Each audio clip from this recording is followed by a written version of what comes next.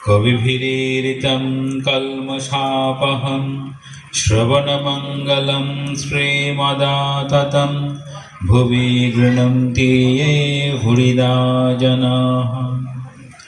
ঠাকুর মা স্বামীজি চরণে আমার ভূমিষ্ঠ প্রণাম। মঞ্চ উপবিষ্ট শ্রীমৎ স্বামী বলভদ্রজির চরণে আমার ভূমিষ্ঠ প্রণাম। আর এখানের মহারাজ আছেন মিলন মহারাজ, গিরিশাত্মানন্দজি মহারাজ, বিশ্বধরানন্দজি মহারাজ, সবাইকে আমার প্রণাম। আর গৌতম মহারাজ, আপনাদের শিবানন্দজি মহারাজকে আমার নমস্কার, ভালোবাসা। কথামৃতের একটি অংশ, ছোট্ট একটি অংশ পাঠ করব। একদম ছোট্ট অংশটি পাঠ করব, অংশটা অনেকটা বড় আছে, সময় প্রায় 20 মিনিট লেটে আমরা চলছি। সেই জন্য যে সঙ্গের জন্য যে বিষয়টাকে কেন্দ্র করে আপনারা আজকে এসেছেন, সেই বিষয়টা ঠাকুর কীরকম বলছেন সেটা দেখব। ঠাকুর বলিতেছেন, আচ্ছা, সময়কাল 1882, 2রা এপ্রিল। ঠাকুর বলিতেছেন, ঈশ্বর ও তাঁহার ঐশ্বর্য, এই জগৎ তাঁর ঐশ্বর্য। তাহলে এই জগৎটা হচ্ছে তাঁরই ঐশ্বর্য।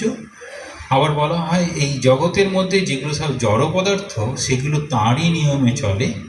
আর এই জগতের মাঝে যে আমরা যে চেতন যারা আছি, এই যে মানুষ, অন্যান্য প্রাণী চেতন, তারা এই জড় পদার্থের যেরকম নিয়ম, সেই নিয়মটাকে অতিক্রম করে তারা মুক্তি লাভ করতে চায়। সেই জন্য তাদের এরকম অভ্যুত্থান, ধীরে ধীরে এই ইভলিউশনটা হয়। ঠাকুর বলছেন, কিন্তু ঐশ্বর্য দেখেই সকলে ভুলে যায়। তাহলে আমরা কি ভুলে যাই? ঐশ্বর্য দেখেই সব ভুলে যাই। যে কারণে ঠাকুর নিজেই বলছেন, প্রার্থনা করতেন, এই যে ভুবন মোহিনী মায়া আমার মুগ্ধ করো না। এই ঐশ্বর্য দেখেই সকলে ভুলে যায়। ঠাকুর যা নিজে করতেন তাই তার উপদেশ। আর আমরা যা করি সেখান থেকে কি করে ঠাকুরের ভাবনায় চলতে পারি, সেই জন্য ঠাকুর সহজ কথায় বলছেন, যার ঐশ্বর্য তাকে খোঁজে না। তাহলে যার ঐশ্বর্য তাকে খোঁজে না। ঠাকুরের আছে উদাহরণ আছে, রাজার সঙ্গে দেখা করতে গেলে কতগুলো দেউল পার হয়ে দেখা করতে হবে, একবার দেখা হয়ে গেলে সব হয়ে যায়। কিন্তু তার সঙ্গে দেখা আমরা করতে চাই না, বাগান টাগান ঘুরে চলে আসি। এমনকি দক্ষিণেশ্বরে যখন ঠাকুর ছিলেন, অনেকেই যেতেন ঠাকুরের কাছে, কিন্তু কেউ কেউ গিয়ে বলছেন না একটু বাগানের দিক ঘুরে আসি, কেউ বলতেন একটু গঙ্গার ঘাটটা ঘুরে আসি। ঠাকুরের কাছে সবাই বুঝতে পারত না। ঠাকুর বলছেন, কামিনী কাঞ্চন ভোগ করতে সকলে যায়, কিন্তু দুঃখ অশান্তি বেশি। বেশিরভাগ তাই সমস্ত কাজের প্রথমে চেষ্টা করার সময় কষ্ট থাকে, পেয়ে পড়ে তখন যেন কষ্টটা একটু কম, আনন্দ হলো, আবার সেটি হারিয়ে আবার কষ্ট হয়। তাহলে পাওয়া, পেয়ে আনন্দ, আবার হারিয়ে আবার দুঃখ, এইরকমভাবে চলতে যেন থাকে। সেখানে বলছেন, সংসার যেন বিশালাক্ষীর দম, নৌকা দহে একবার পড়লে আর রক্ষা নেই, শেকল কাঁটার মতো এক ছাড়ে তো আর এক জড়ায়। মানে কোনো রকম একটাকে কাটিয়ে ওঠার পরে আবার যেন জড়িয়ে যায়। গোলক ধান্দায় একবার ঢুকলে বেরোনো মুশকিল। আমরা অনেক সময় যেসব বাড়িতে অনেক দরজা আছে, উঁচু নিচু, কতগুলো সিঁড়ি পার হয়ে আবার দরজা, যদি কাছাকাছির মধ্যে দেখতে চান তো একবার রয়বিলা চলে যাবেন, অনেক সিঁড়ি নিজেই হারিয়ে যাবেন।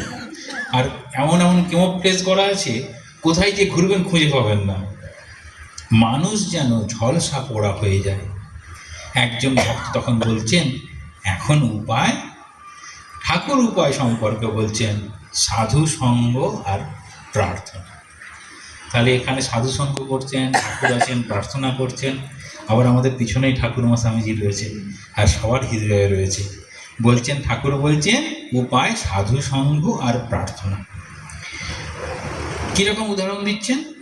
বৈদ্যের কাছে গেলে রোগ ভালো হয় না। বৈদ্যের কাছে গেলেই কি রোগ ভালো হবে? না, ওষুধটা খেতে হবে, যা বলেছে সেরকম নিয়ম করে চলতে হবে, ওষুধ খেতে হবে, পথ্য করতে হবে। তাহলে সাধু সঙ্গ একদিন করলে হয় না। মানে রোগ যদি না সারে আবার বৈদ্যের কাছে যেতে হবে, আবার হয়তো অন্য কিছু ট্রিটমেন্ট দেবে, হ্যাঁ, আবার সেরকম খেতে হবে। দরকার, সবই দরকার।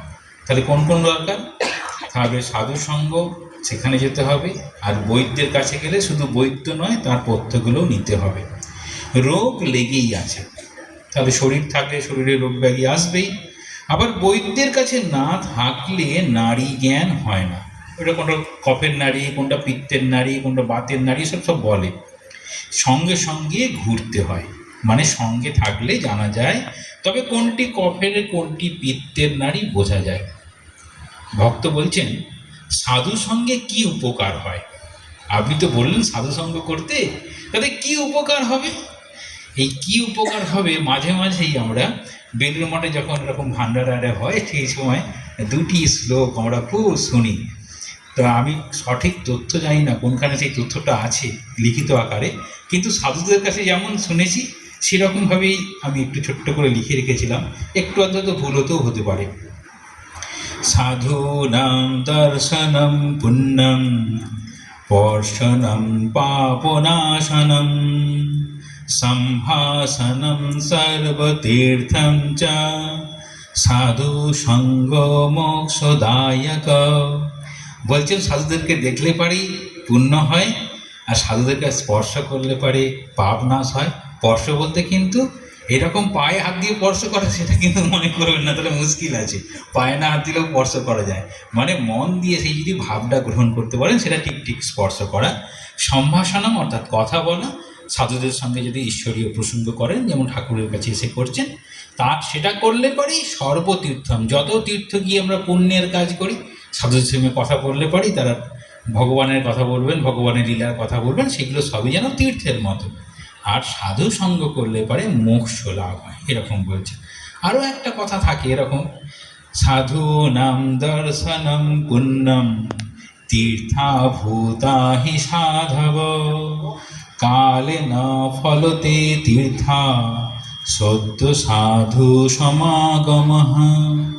বলছে সাধুদেরকে দেখলে পারে পুণ্য লাভ, যেমন হবে এই যে তীর্থভূতা হি সাধব, যেখানে সাধুরা থাকে সেটা যেন তীর্থের মতো, কালে না ফলে না তীর্থ, যে সময়ে একটা এক সময়ে এই বিভিন্ন তীর্থক্ষেত্র করে যে আমরা পুণ্য লাভ করি সেটি হয়, আর সাধু সঙ্গে সঙ্গে সঙ্গেই পুণ্য লাভ হয়, এরকম বলা হয়।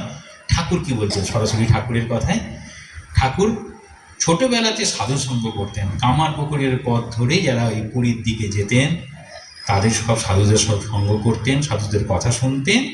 সেই জন্য ঠাকুর কীরকম বলছেন, শ্রীরামকৃষ্ণ বলছেন ঈশ্বরে অনুরাগ হয়। ঠাকুরের ছোটবেলাতে ঈশ্বরে এমন অনুরাগ হলো, তিনি আর সাধারণ পড়াশোনা পর্যন্ত ছেড়ে দিলেন, করতে পারলেন না। ঈশ্বরে যে এত অনুরাগ, ঈশ্বরের অনুরাগ, তার উপর ভালোবাসা হয়, ব্যাকুলতা না এলে কিছুই হয় না। ঠাকুরের যে প্রথম দিকে প্রথম 4 বছরের যে সাধনা, সেই সাধনার বেশিরভাগটাই এই ব্যাকুলতা অবলম্বনে, এবং ব্যাকুলতা অবলম্বনে তিনি মায়ের দর্শন পান।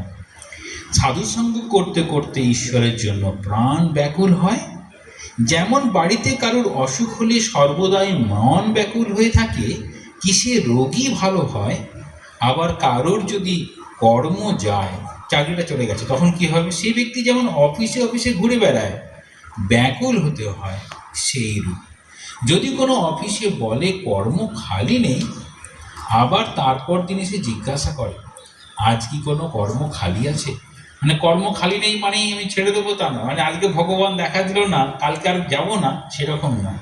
ঠাকুর এই নিরন্তর প্রার্থনাটাকে এরকম বলছেন। সঙ্গে বলছেন আরেকটি উপায় আছে, ব্যাকুল হয়ে প্রার্থনা, তিনি যে আপনার লোক, তাকে বলতে হয় তুমি কেমন, দেখা দাও, দেখা দিতেই হবে। তুমি আমাকে সৃষ্টি করেছ কেন? শিখরা বলেছিল ঈশ্বর দয়াময়, আমি তাদের বলেছিলাম দয়াময় কেন বলবো? তিনি আমাদের সৃষ্টি করেছেন যাতে আমাদের মঙ্গল হয়, তা যদি করেন সে কি আর আশ্চর্য? মা বাপ ছেলেকে পালন করবে, সে আবার দয়া কি? সে তো করতেই হবে, তাই তাকে জোর করে প্রার্থনা করতে হয়। তাহলে সরাসরি বলতে চাইছেন ঈশ্বর যেন আমাদের বাবা মা, তাদেরকে দয়া করতেই হবে, না করে যাবেন কোথায়, এরকম বলতে চাইছেন। তিনি যে আপনার মা, আপনার বাপ। ছেলে যদি খাওয়া ত্যাগ করে, বাপ মা 3 বছর আগেই হিস্সে ফেলে দেয়। আবার যখন ছেলে পয়সা চায় আর পুনঃ পুনঃ বলে মা তো 2টি পায়ে পড়ি, আমাকে 2টি পয়সা দে, তখন মা বেজার হয়ে তার ব্যাকুলতা দেখে পয়সা ফেলে দেয়। ঠাকুর আবার বলছেন সাধু সঙ্গ করলে আরেকটি উপকার হয়, সৎ অসৎ বিচার। এটা বেদান্ত মতে আছে সৎ অসৎ বিচারটাই প্রথম, সেই বিচারটা ঠাকুর এখানে বলছেন সৎ অসৎ বিচার। সাধুকে যখন দেখা যায়, কি দেখা যায়, সাধু সমস্ত কাজের থেকে তার বেশি মন ঈশ্বরের দিকে আছেন। যেমনভাবে ঠাকুর গল্প বলছেন ছুতোর বাড়ির মেয়ের কথা, সেখানে ধান দিচ্ছে, চিড়ে হচ্ছে, একদিকে ছেলের সঙ্গে ছেলেকে পরিচর্যা করার মতো করছে, আবার খদ্দের এসেছে, এইরকম। কিন্তু আর বলছেন 15 আনা মন কোথায় আছে, ওই যে ঢেকির কাঠটা উপরে উঠছে আর পড়ছে ওই রকম। ঠিক সেই রকমভাবে আমরা যদি ঈশ্বরের দিকে মন রাখি, সেই 15 আনা মন, তাহলে সব কাজ ঠিক হয়। এখানে বলছেন ঠাকুর সৎ অর্থাৎ নিত্য পদার্থ। নিত্য পদার্থ অর্থাৎ ভগবান, ঈশ্বর, আত্মা যেমন যেমন বলি, অর্থাৎ সেই নিত্য পদার্থ সৎ ঈশ্বর। অসৎ অনিত্য অর্থাৎ যা পরিবর্তনশীল, আজকে যেমন আছে কালকে একটু পাল্টে যাবে, পরের দিন আরেকটু পাল্টে যেতে পারে। যেমন মাটি থেকে হাঁড়ি হতে পারে, মাটি থেকে ঠাকুরের মূর্তি হতে পারে, এরকম। আবার তারপর ঠাকুরের বিসর্জন হয়ে গেল, আবার মাটিতে ফিরে গেল, এইরকম। অসৎ পথে মন গেলেই বিচার করতে হয় বলেই বলছেন কীরকমভাবে বিচার করবে, উদাহরণ দিচ্ছেন। হাতি পরের কলা গাছ খেতে সুর বাড়ালো, তাহলে মাহুত তার মাথার উপর বসে আছে, হাতিটাকে সঙ্গে নিয়ে যাচ্ছে, দেখছে রাস্তার ধারে কলা গাছ।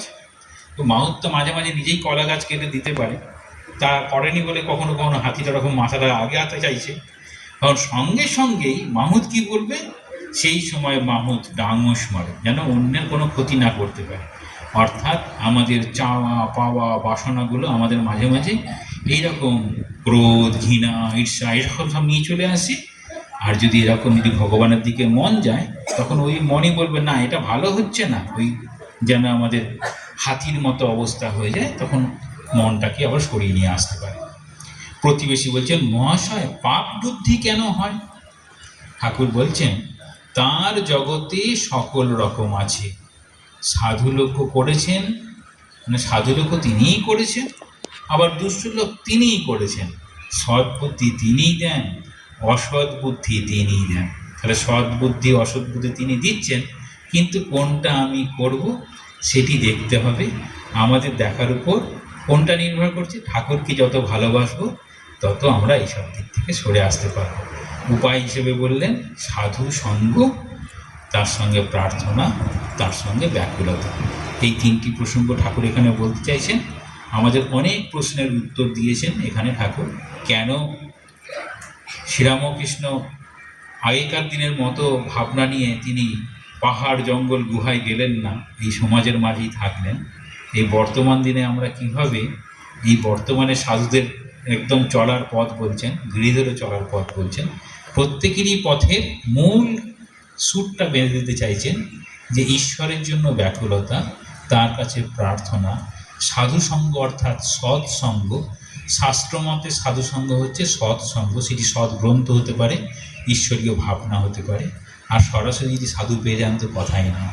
সকলে ভালো থাকবেন, সকলকে প্রণাম, নমস্কার, জয় মা।